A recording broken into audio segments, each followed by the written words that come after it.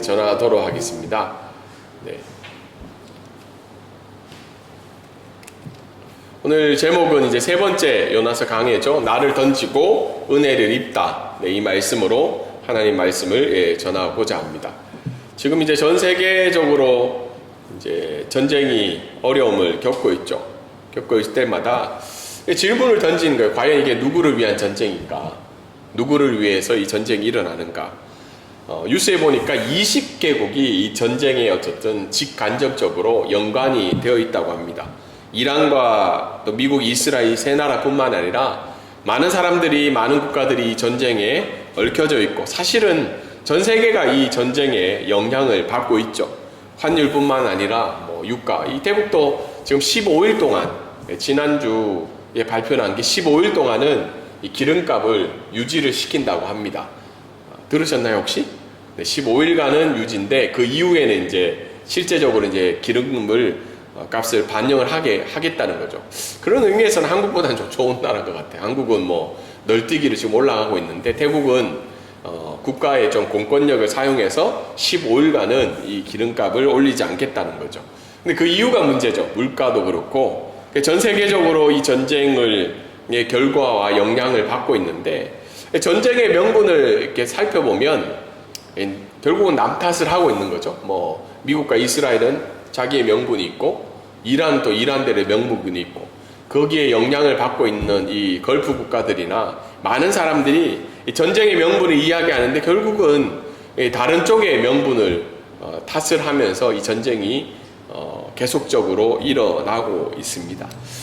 그래서 이제 지난주에 제가 이제 학생들 데리고 베트남 교회를, 또 베트남 총회와 교회 총회와 이제 신학교 이제 교회들을 방문했는데, 한 교회를 방문했어요. 한 6개 정도 교회를, 대부분은 이제 공인된 교회인데, 이제 지금 사진에 보이는 교회는 지하교회죠. 아직 공인을 받지 못하고 모임을 가지고 있습니다. 근데 제도적으로 보니까 지하교회가 한 10년 정도 그 박해와 고난을 이겨야지 공인된 교회로 올라갈 수 있는 구조적인 어려움이 있더라고요. 이 교회를 갔는데 저기 한 분이 있어요. 중년 한 분이. 거기 별명이 오바마더라고요. 거기 오바마 같이 생긴 분 계시죠? 중간에 보면 오바마 같이 생긴 분 계세요. 사진이 좀 작아서 안 보일 수도 있는데, 그분 때문에 이 교회가 지금까지 유지가 되고 있는데, 이분이 과거에 이제 심장병을 앓았다고요. 심장병을 앓고 있던 중에 호치민에서 온, 여기가 이제 갔던 곳이 한 5시간 떨어진 곳인데, 호치민에서 온 한 베트남 그리스도인이 방문을 하게 되었다고요. 그래서 하나님께서 기적을 베푸셔서 그 기도를 통해서 병이 이제 낫게 되는 일들이 있었다고 합니다. 병이 낫고 난 다음에 아버지의 형제가 10형제가 있는데, 그 10형제가 그 일들을 보고 예수 그리스도를 이제 함께 믿게 되는 역사가 있었다고 합니다. 이 사람이 병이 낫고 난 다음에 이제 호치민에 가서 유명한 이제 미용 학원을 다니게 된 거죠. 학원을 다니게 돼서 졸업을 하고, 그리고 대회에 나가서 하나님의 은혜로 상을 받게 됐다고 해요. 그 미용 대회가 있잖아요. 상을 받아서 굉장히 좀 유명세가 되었는데, 이 사람이 이제 그 호치민에서의 삶을 포기하고 자기 고향으로 이제 돌아온 거예요.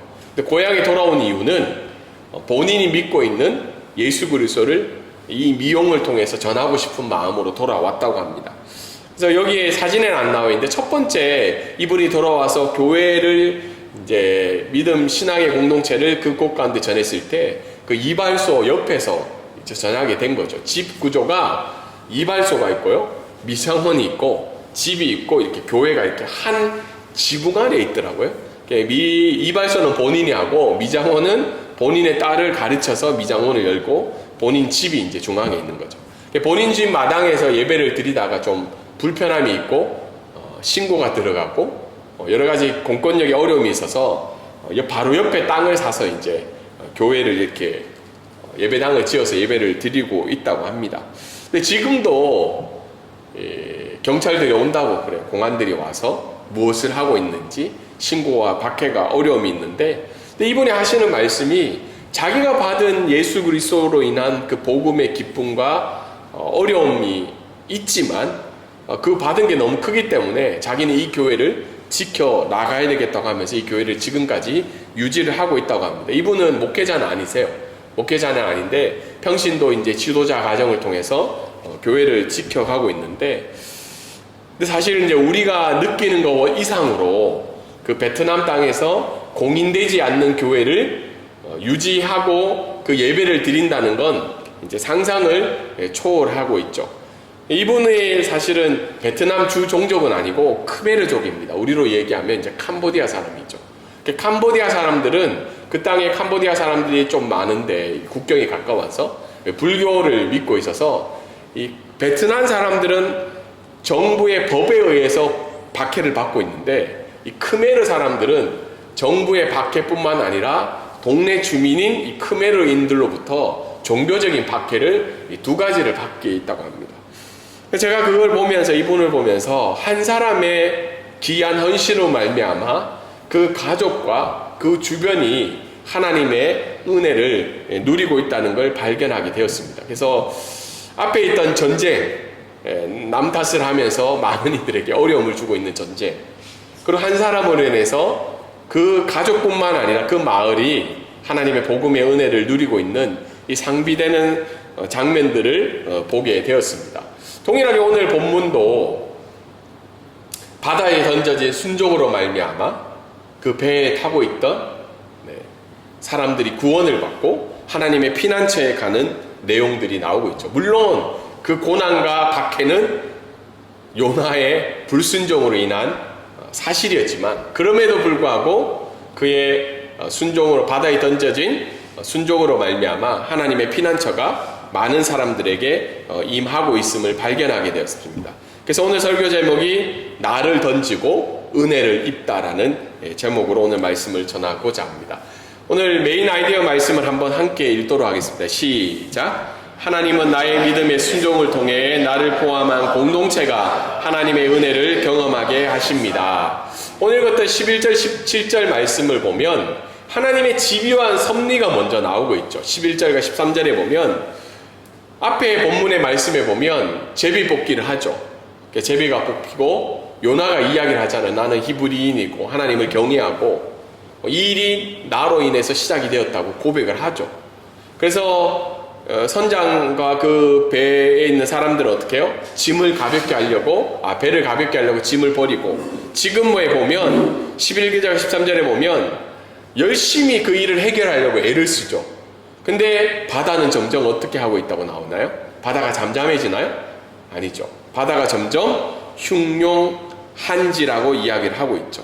이방 이 배 선원들의 경험과 지식에 의한 합리적인 해결 방안에도 불구하고 바다는 점점 더 파도를 치고 있다는 거죠.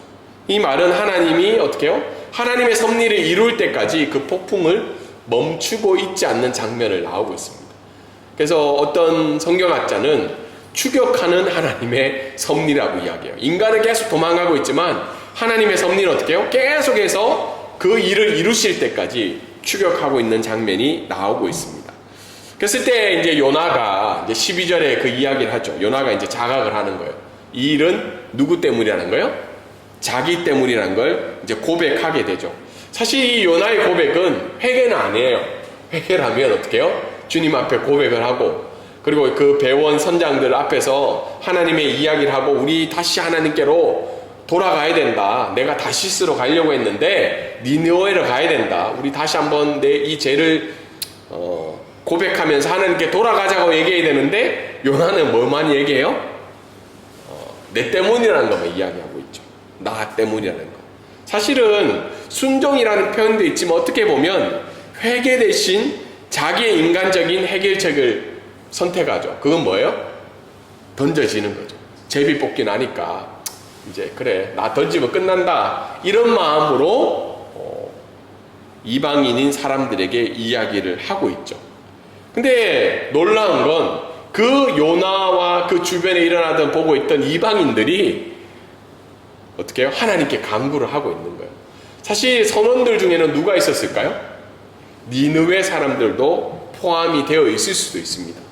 그래서 어쩌면 하나님은 요나를 통해서 니느웨를 구원하고자 한 하나님의 뜻도 있지만, 먼저는 뭐예요?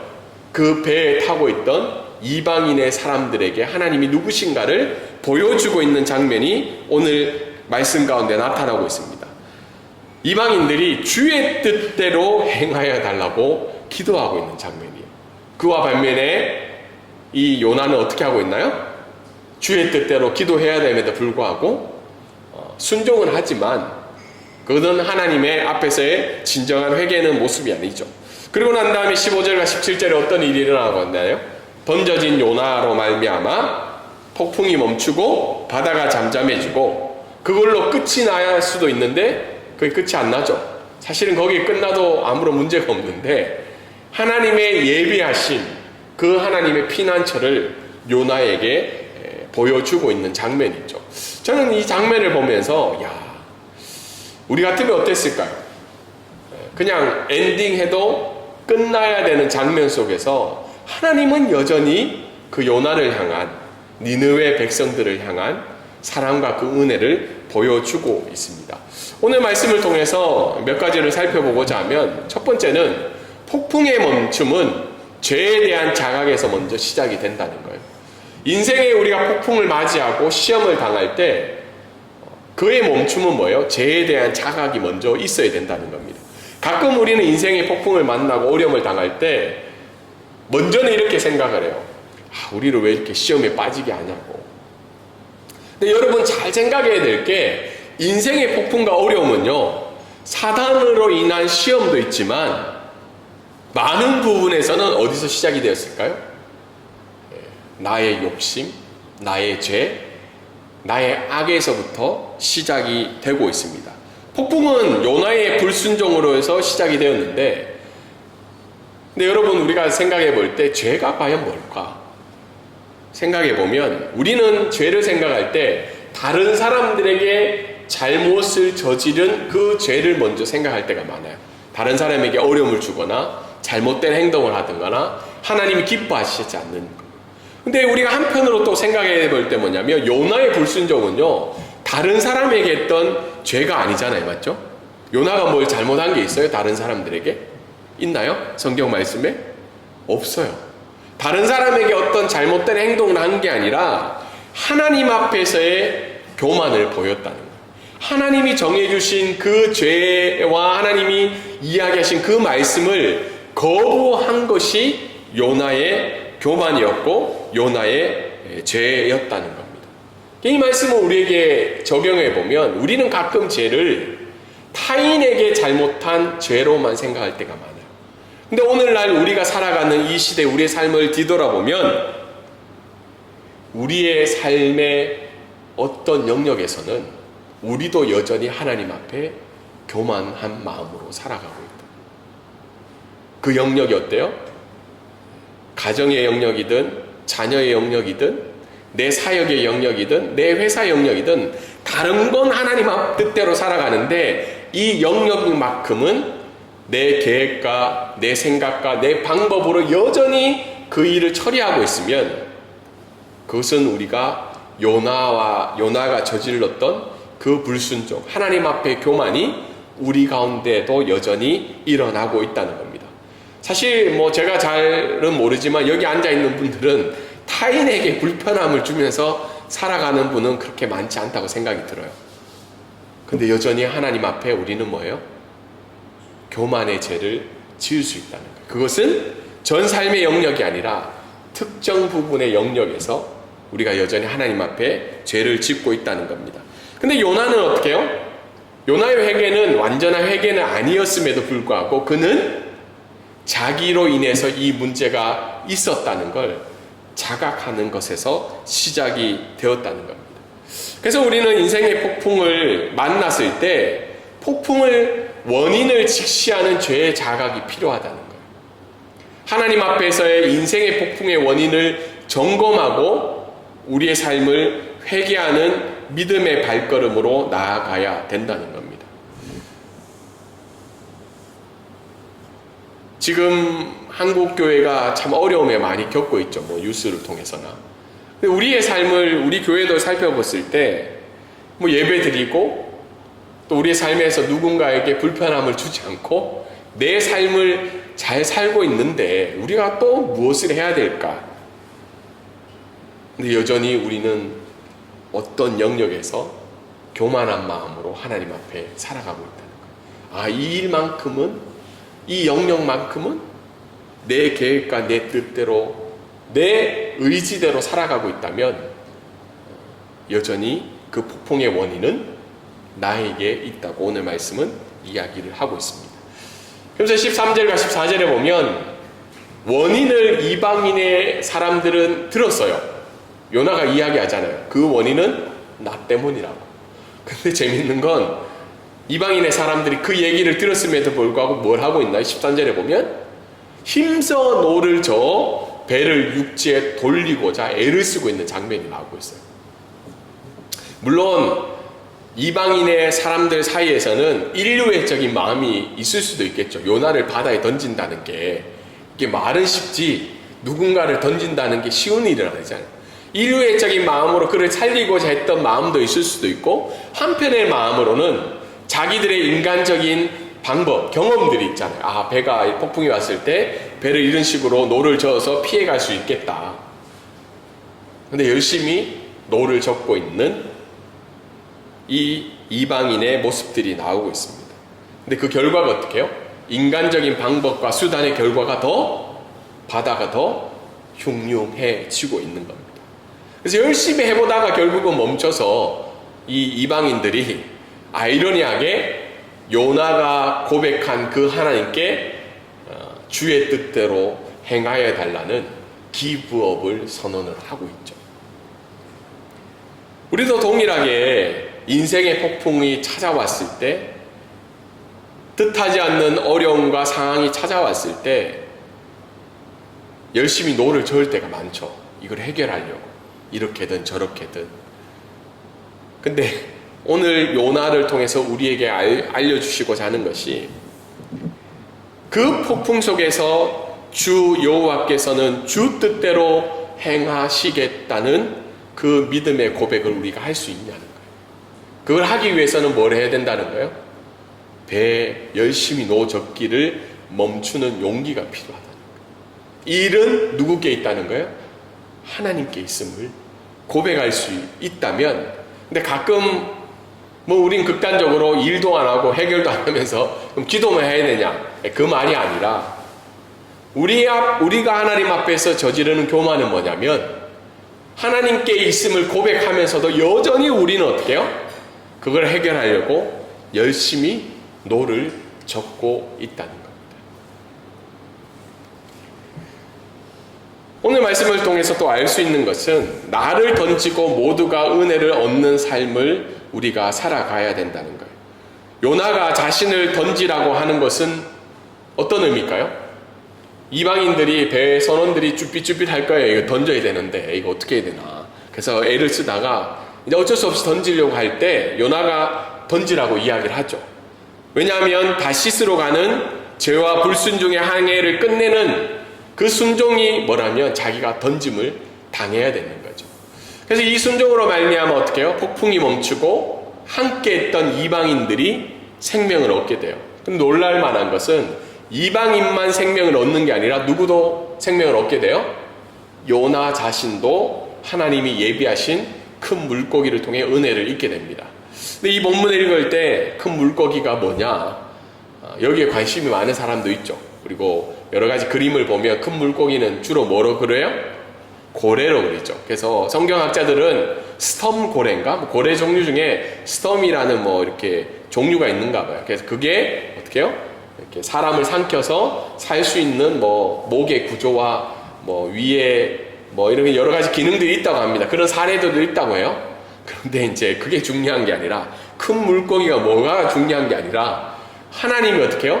그 생명을 던진 요나를 향한, 저 같으면 물고기까지 준비했을까요? 저렇게까지 말 안 듣는 저 사람을 보면서. 네, 요나를 향한 하나님의 피난처도 있지만 하나님의 궁극적인 목적은 뭐예요? 요나를 통해서 니느웨 백성을 구원하고자 하는 하나님의 계획이 있다는 거죠. 그래서 우리가 이 말씀을 통해서 한 사람의 불순종이 공동체를 폭풍 속으로 가게 한다는 거예요. 그게 누가 아니라 누가 될 수 있는 거예요?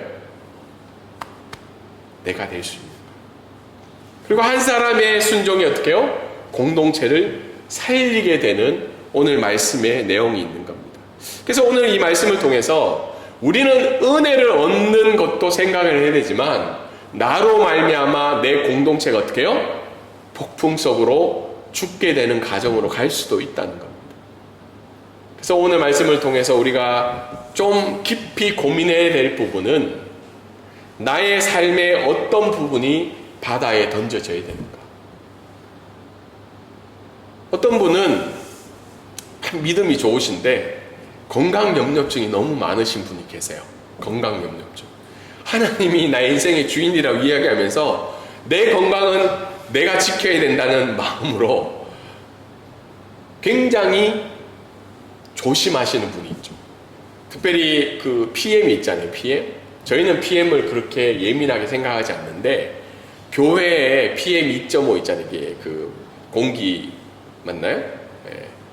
그 교회에 공기청정기가 없으면 예배를 못 드리고 온다는 한국교회 교인들도 있어요. 네. 자기가 생각할 만큼 충분한 공기청정기가 준비가 되어야 되고 마스크도 교인들이 어느 정도 써야지 예배를 드리고 오라고 그랬대요. 제가 그 얘기 듣면서 참 이 부분도 참 어려운 영역이다. 이 과하다는 거죠. 그 어떤 영역에 있어서는 자녀, 저희도 자녀의 영역이 있지만 네. 어제 기독 신문에 보니까 이런 뉴스가 나왔어요. 어떤 목사님 아들 자녀가 3명인데 서울대, 연대, 고대를 붙었는가 봐요. 그래서 그 기사에 이렇게 났어요.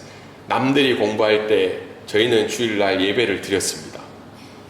제가 그 기사를 보면서 2가지 불편한 마음이 들었어요. 하나는 꼭 서울대, 연대, 고대를 가야지 이 신문에 나와야 되나?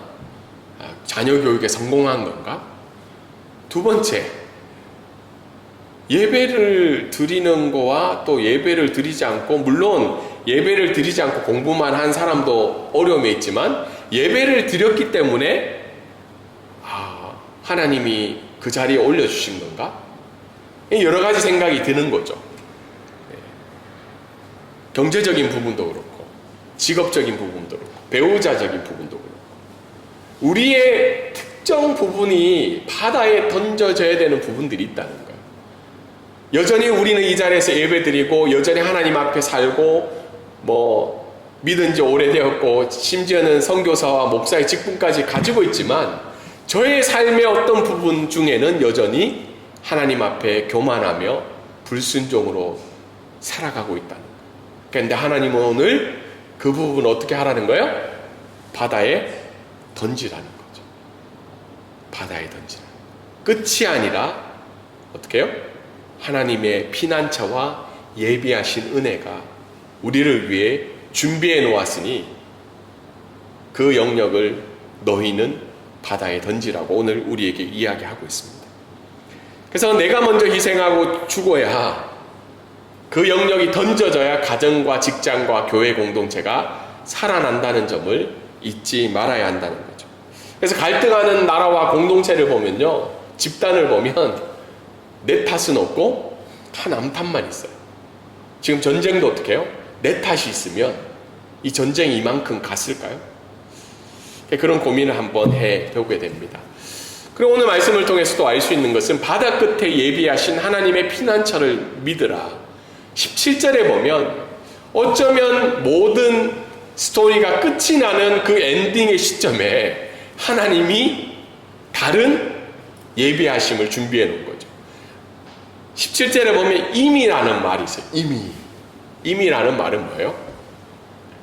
하나님이 이미 다 이런 일들이 바다에 던져질 것을 알고 미리 큰 물고기를 선제적 은혜로 준비해 놨다는 거죠. 선제적 은혜로.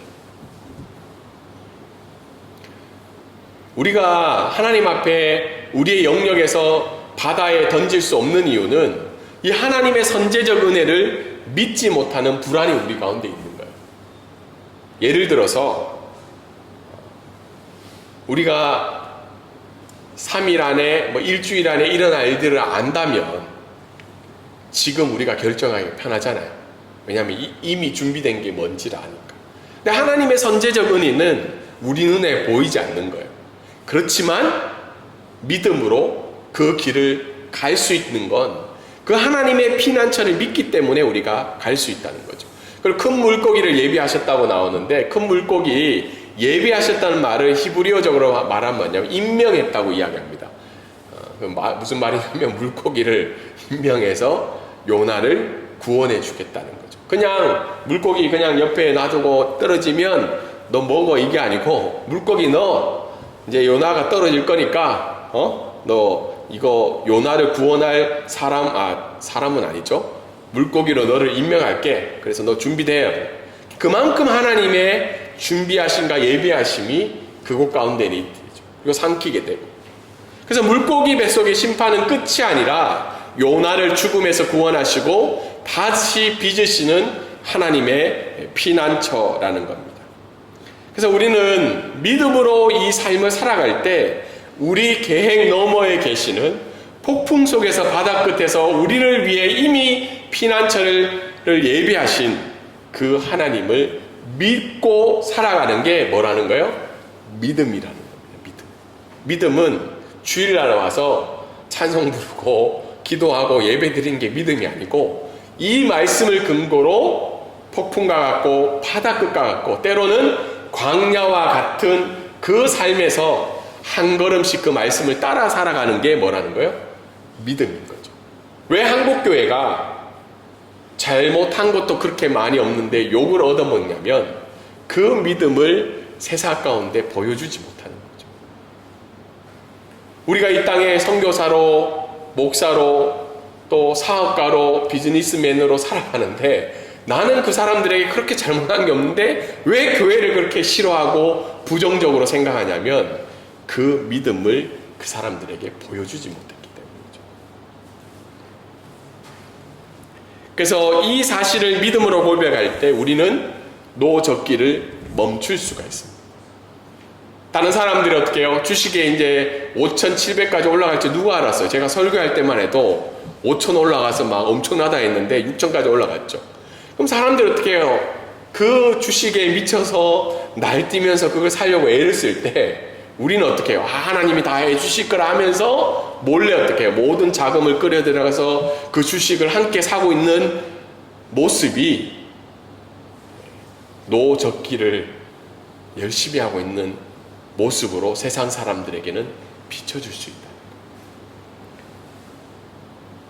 그 노적기를 멈추고 하나님 말씀 안으로 우리가 살아갈 수 있는 것은 결국은 바다 끝에 예비하신 그 하나님의 피난처를 믿고 나아갈 때가 그 일을 할 수 있다는 겁니다. 마지막으로 오늘 말씀을 정리하면, 나를 던져서 다른 사람을 구원한 마지막에 그 크신 사랑은 바로 예수 그리스도를 통해서 나타난 거죠. 사실 요나의 이 사건은 신약에서는 예수님이 이렇게 이야기하는 거죠. 많은 사람들이 그렇게 얘기해요. 예수님 더 많은 기적을 보여주세요. 예수님 더 많은 이야기를 해주세요. 예수님이 딱 하신 말씀이 있죠. 요나의 기적을 믿어라. 그러면 나를 믿게 될 것이다. 십자가에 예수님이 돌아가셔야 될 이유가 있나요? 이제 2주 뒤면 부활주일인데, 십자가에 예수님이 돌아가셔야 되는 이유가 있나요? 없죠. 십자가를 참으시고 십자가의 대속물로 죽으신 예수 그리스도가 그분으로 말미암아 어떻게 해요? 하나님의 자녀들이 은혜를 잊게 된다는 거죠.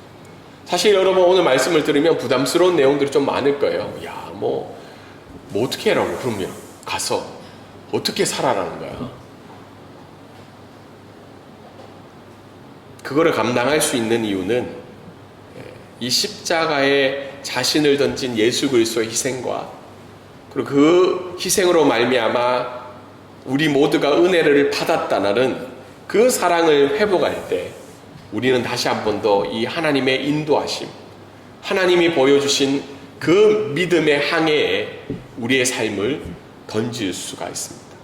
감사하고 또 기도하는 것은 여러분의 삶을 통해서 많은 자들이 은혜를 잊기를 주님의 이름으로 소망합니다. 그냥 내 가족과 나의 부부와 내가 정해진 그 영역이 은혜를 입는 것뿐만 아니라 여러분의 믿음의 삶을 통해서 하나님의 인도하심을 보여줌으로 말미암아 많은 사람들이 하나님을 고백하고 이방인의 선원들처럼 주님께로 돌아오는 믿음의 역사가 있기를 원합니다. 말씀을 적용하도록 하겠습니다. 저와 여러분의 지금의 삶이 혹시 광야와 같고 폭풍 속이라면 나의 삶을 한번 뒤돌아보기를 원해요. 어떤 영역에서 하나님이 기뻐하시지 않는 부분이 있는가? 하나님 앞에 여전히 교만하여 내가 계획하고 내가 생각하고 내 의지로 하며 나아가는 부분이 있다면 회개하며 다시 한 번 더 하나님이 기뻐하시는 뜻이 무엇인지를 깨닫는 은혜가 저와 여러분 가운데 있기를 원합니다. 그리고 거친 인생의 파도 속에서 깊은 바다 속에서도 우리가 내 삶을 믿음으로 던졌을 때 하나님께서 예비하신 피난처가 있음을 믿고 그 하나님이 인도하시는 믿음의 항해에 저와 여러분의 삶을 던질 수 있는 귀한 믿음과 삶을 살아가는 저와 여러분이 되기를 주님의 이름으로 소망합니다.